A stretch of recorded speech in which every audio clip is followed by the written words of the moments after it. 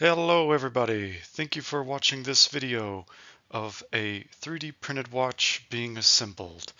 I call this one the Carp.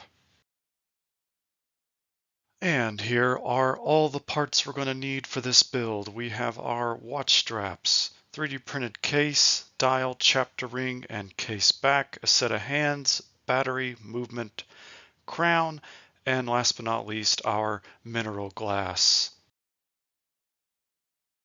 Starting with preparations on the 3D printed case. I don't have to do much other than to ream the hole you see here for the crown seat.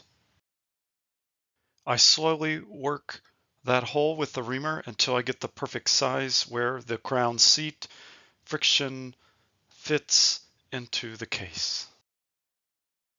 And now it's time to install the 3D printed chapter ring.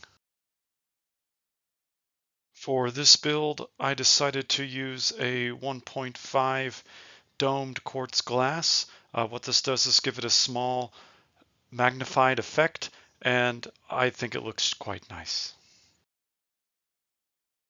And believe it or not, but I am able to reliably 3D print the correct dimension to press fit the mineral glass into the case. But I found that after a couple weeks, the plastic gets tired, it loosens its grip, and so what I do now is add just a thin layer of some cement to keep that quartz glass in place. And there we have it. The case is done and we're ready to move to the next step, working on the movement. Now we're on to the movement.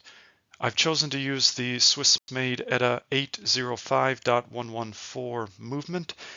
This is a very nice movement. I like to have the calendar function on my watches, and the battery size is quite nice and easy to find replacements at a good price.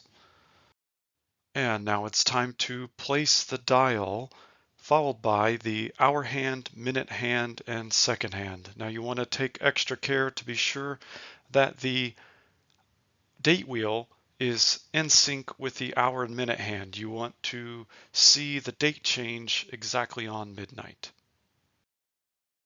After I've rough placed the hands and ensured that the date wheel function moves at midnight, I like to use this hand tool press to make sure that the hands are perfectly parallel with the dial face and make sure that they don't bind or hit each other. Okay, we're about halfway done here. So now that I've added the dial and hands to the movement, it's time to place that assembly into the case, where we will now start to fit the stem and add the battery. When fitting the stem to the movement and the case, every particular watch will be a slightly different size. That's why it's important to perform this step 3, 4, maybe 5 times. I use a pair of side cuts to get the rough length, and then I finish this process by using a stone on the stem size, and I use a pair of calipers to precisely remove the correct distance. That way the fit and finish feels the way that it should.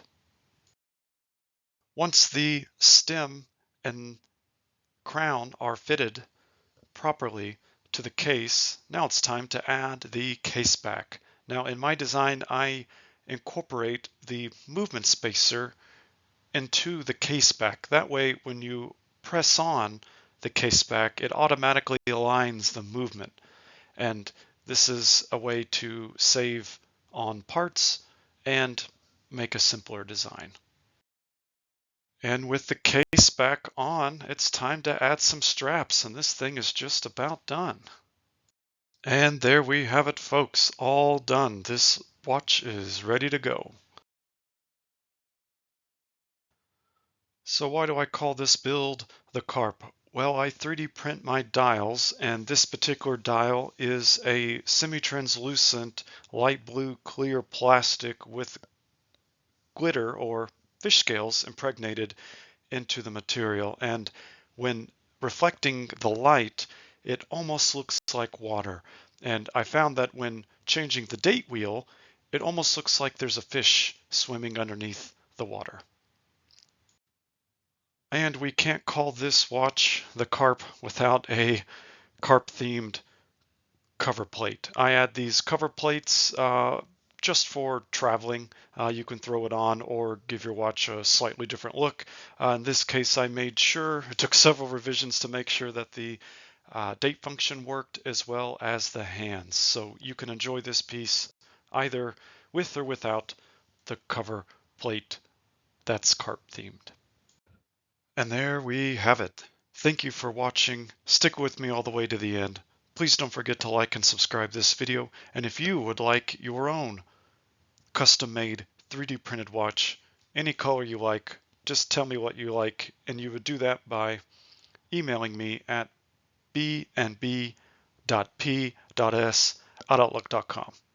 Thanks again, guys. Have a great day.